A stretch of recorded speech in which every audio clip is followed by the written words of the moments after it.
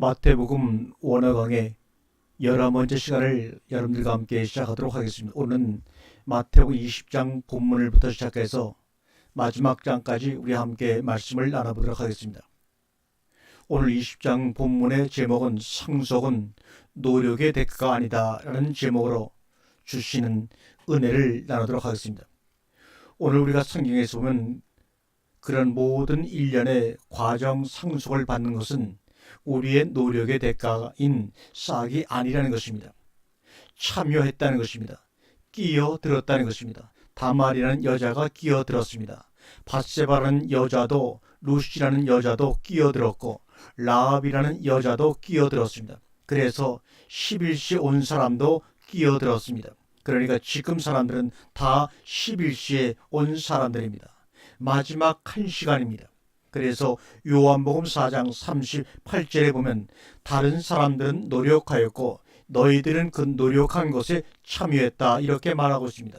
그래서 앞에 사람들은 전부 수고의 대가를 요구합니다. 그런데 한 시간 일한 사람들은 전부 참여의 대가라는 것입니다. 그래서 먼저 된 자가 나중되고 이런 말을 성경서 하고 있는 것입니다.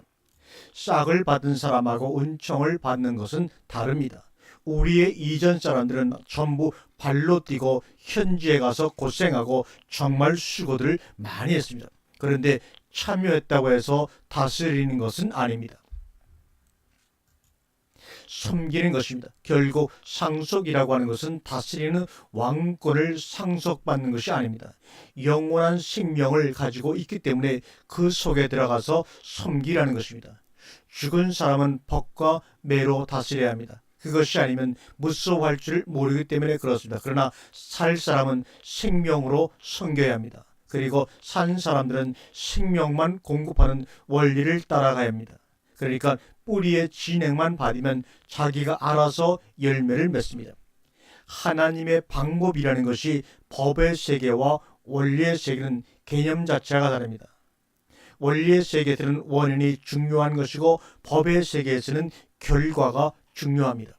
그러니까 법의 세계의 원리라는 것은 결과 중심일 수밖에 없는 것입니다. 결국은 법에서 원리화가 됐느냐, 원리에서 공급된 진액이 결과라고 하는 열매로 확인이 되어야 합니다. 그래서 육신적 자연 만물은 땅에 뿌리를 받고 내리고 위로 열매를 맺지만 영적인 원리는 하늘에서 뿌리가 내려와서 땅에서 열매를 맺습니다. 다시 말하면 거꾸로 사는 존재들이죠. 왜냐하면 좋은 것과 온전한 것들이 다 위로부터 내려오기 때문입니다. 그래서 지혜가 있는 사람은 머리 정수리를 통해서 들어오는 하나님의 지혜를 받는 사람이고 육신적으로 건강한 사람은 발바닥의 맥을 통해서 땅의 기운을 받는 사람들입니다. 그래서 다리가 건강해 육신적으로 건강한 사람입니다. 그래서 미국 사람들은 주로 머리로 삽니다. 그런데 동양 사람들은 거의 다리로 삽니다. 그러다 보니까 미국에서는 60, 70 먹은 노인들이 우리 동양인들이 쭈그리고 앉아서 뭘 다듬다가 번떡 일어나는 것 보면 신기하다고 합니다. 그래서 다리가 건강하면 젊은 사람으로 갑니다. 지혜와 능력은 하늘로부터 받고 건강한 육체는 땅으로부터 받는 것입니다. 그래서 육신은 신토불입니다. 그래서 여러분들이 건강하게 살려면 가급적이면 맨발로 다니는 것도 좋고 걸어 다니는 것을 우리가 체질화하면 좋습니다. 그래서 원시인들이 건강한 것입니다. 그래서 사람은 땅의 기운을 받아야 육신적으로 건강하다고 하지 않습니까? 우리가 21장은 하나님 아가 어떻게 파고드는가에 대해서 우리가 한번 논해볼까 합니다. 하나님 아가 어떻게 파고들어갔는가를 잘 볼 수 있습니다. 우선은 성전 안에서는 장사꾼들이 강도의 구려를 만들어 놨는데 길거리에서 하나님 나라가 되어버린 것입니다. 호산나 찬송하려다. 성전이 아닌 길거리, 그리고 장사꾼들인 어른이 아닌 천진난만한 어린 아이들입니다. 어린 아이들은 계산 능력이 없습니다. 섬김이라고 하는 것이 이렇게 보편화되었다는 것입니다. 그리고 첫째, 둘째 이야기에서 종교인이 아닌 세리와 청기들, 중요한 것은 말로만 이해하고 삶에서는 아니요가 아닌 삶으로서는 아니요 인데 결과적으로 보면 예로 바뀐 사람들, 말로 시인하고 삶에서 부인하는 것보다는 행위에서 부인하고 삶에서 시인하는 육신적인 행위로는 세리와 청기가 결국 하나님 나라에서는 삶으로 변화한다는 얘기입니다. 그래서 입으로만 시인하는 종교에서 삶에서는 부인하는 종교 행위에서는 부인하는 사람들의 결과적으로는 삶으로 시인하는 중요한 것은 누가 아버지 뜻대로 했느냐가 중요한 것입니다. 얼마나 무엇을 아느냐가 중요한 것이 아니라 누가 아버지 뜻대로 했느냐가 중요하다는 것입니다. 그러니까 포도원 비유에서도 새로 준 농부들이 아니라 제때 바칠 만한 사람들, 계약이 중요한 것이 아니고 약속이 중요한 것이 아니라는 것입니다. 실제 열매를 드리는 자들, 이것은 다 이스라엘을 비유해서 한 얘기입니다. 그래서 결론이 하나님의 나라는 너희는 빼앗기고 그 나라의 열매 맺는 백성은 받으리라고 말합니다. 성경이 주장하는 요점은 어떤 계명적이고 의무적인 행위 준수가 아니고 원리적이고 자연적인 삶을 원하는 것입니다.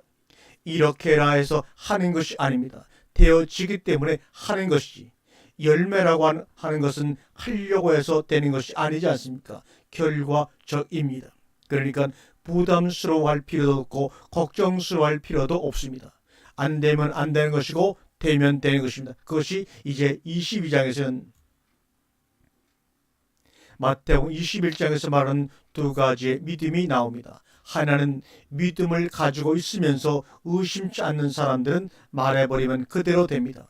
이 산을 명하여 저 바다에 던진다 해도 그대로 됩니다. 그 다음에는 기도하면서 믿어지는 믿음, 그것은 이루어지는 것입니다. 그래서 가지고 있는 믿음과 기도하는 믿음 두 가지 개념이 있습니다. 가지고 있는 믿음은 그냥 써버리면 됩니다. 그런데 내 능력과 내 믿음으로 할 수 없는 것은 기도해서 받아가지고, 예를 들면 내 돈이 있어서 그것으로 사업하면 그냥 하면 됩니다. 지불하고 거래해버리면 되는 겁니다. 만약에 내 돈이 없을 때는 은행에 가서 사업자금을 빌려가지고 쓰는 것입니다. 기도라고 하는 것은 하나님의 믿음을 내가 빌려다가 쓰는 것입니다. 그것은 신용관계고 신뢰관계 아닙니까? 믿음의 관계라는 것입니다. 결국은 말씀이 이루어진다는 개념이 뭐냐는 얘기입니다. 나 밖에서 이루어지는 것은 전부 다 표적입니다. 다른 사람에게서 아무리 그 말씀이 이루어져 가지고 엄청난 사건이 일어난다고 해도 그것은 나에게는 그저 하나의 표적일 뿐입니다. 자아를 통해서 사실화가 되었을 때 그것이 하나님의 말씀의 이루어짐입니다. 죽으려고 들어오시는 예수님의 예루살렘 입성이 어쩌면 그렇게도 당당하고 조금도 흔들림이 없느냐, 사사건건이 다 하나님의 말씀이 이루어지는 것입니다.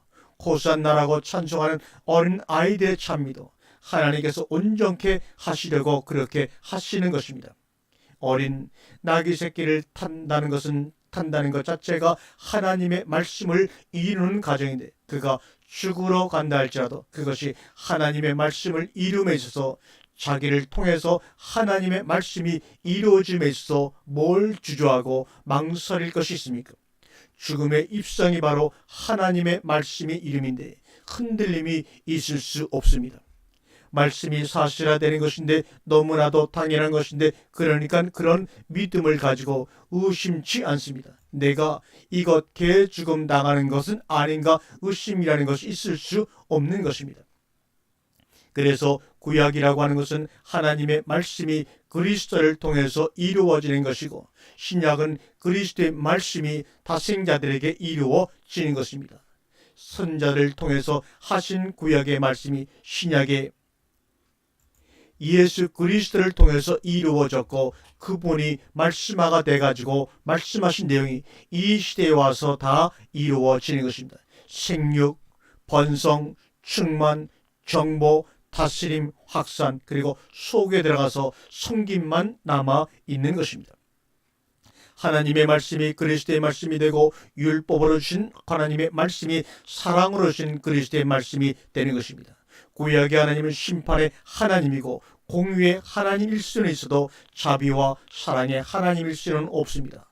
자비와 사랑의 하나님은 와서 섬김이 있어야 합니다. 그러니까 구약의 공의의 하나님은 신약에 와서는 사랑의 하나님이 되는 것입니다. 공의와 사랑의 하나님입니다. 이 세상에 어떤 종교 이론이 나와도 성경의 이론이 나올 수는 없습니다. 왜냐하면 종교라는 것은 가르침 그리고 우상을 어떻게 섬길 것이냐는 방법론만 가르치는 것이 종교입니다. 그렇다면 기독교는 성경은 종교가 아니라는 얘기입니다. 사람으로 하여금 하나님 되게 하는 방법론 그 비책을 가르쳐 주는 것입니다. 절대로 지혜로운 사람 같아져야 합니다. 그래서 그의 나라와 그의 의에서 나의 나라가 되는 것입니다. 천국이 저희 것이라고 했으니까 자신을 지키느냐 자신을 흐트러 버리냐 하는 것입니다. 가지려고 하는 사람과 베풀려고 하는 사람의 차이 같은 것이라고 할 수가 있습니다. 22장에는 5가지의 주제가 나오는 것을 여러분 아십니다. 5가지 주제로 완전히 갈려집니다. 청함이 아닌 택함입니다. 절대 예복이 중요하다는 것입니다. 예복이라고 하는 것은 예를 들면 포장 같은 것인데 그만큼 귀한 것을 싸는 포장자라고 볼 수가 있습니다. 거지에게 예복을 입혀놓으면 어울리겠습니까? 미친 사람에게 예복을 입혀놓으면 되겠습니까? 예복은 예복을 입을 만한 사람이 입는 것입니다. 그러니까 끼어들었다는 것도 중요하지만 자격을 갖추는 것이 중요하다는 얘기입니다. 청함이라는 것은 순전히 한쪽의 요구에 한쪽에서 수동적으로 응하는 것이지만 택함이라고 하는 것은 자격을 갖춘 사람을 선택하는 것입니다. 그만한 자격이 있기 때문에 택함을 입었다는 것입니다. 그래서 이것은 절대로 일방적일 수가 없습니다. 그러니까 천국을 들어가는 것은 자기의 자격을 가지고 들어가는 것입니다. 어떤 자격입니까? 앞에서 말한 가치성이라든지 존재가 되었다는 자는 그럴 만한 자격이 되어야 한다는 것입니다. 그러니까 여기에서 쭉정이라는 것은 있을 수가 없는 것입니다. 그래서 오늘 25장을 보면 그 자격자들이 어떤 사람이냐 하는 것이 쭉 나옵니다. 열처녀 비유에서는 등과 기름입니다. 기름은 성령이고 등은 몸의 등불인 눈이죠. 인간적인 요소와 하나님적인 요소가 일치하는 것입니다. 달란트 비유에서는 달란트와 충성입니다. 종들은 충성스러운 종이고 그들에게 주어진 달란트는 이익을 남길 수 있는 가치성입니다. 그리고 마지막 의인과 악인에서는 의인과 삶입니다. 그들이 행위적으로 그렇게 한 것이 아닙니다. 그들의 삶입니다. 의인으로서 나타나는 것이 그것이라는 것입니다. 등과 기름의 목적은 신랑의 영접입니다. 결국은 신랑에 대한 사랑의 표현이 등과 기름입니다. 그들이 졸며 잠을 잤다고 하더라도 등에 기름이 있어 밝혀져 있다는 것은 당신 오기를 기다린다는 표시인 것입니다. 그러니까 마음에는 항상 등과 기름이 있어야 합니다. 기름이 등을 밝혀주고 그 밝혀줌 자체가 기다림을 표시하는 것입니다. 바로 바람입니다. 우리가 다음 시간에는 마태복음을 총정리하는 마지막 강의 시간을 갖도록 하겠습니다. 감사합니다.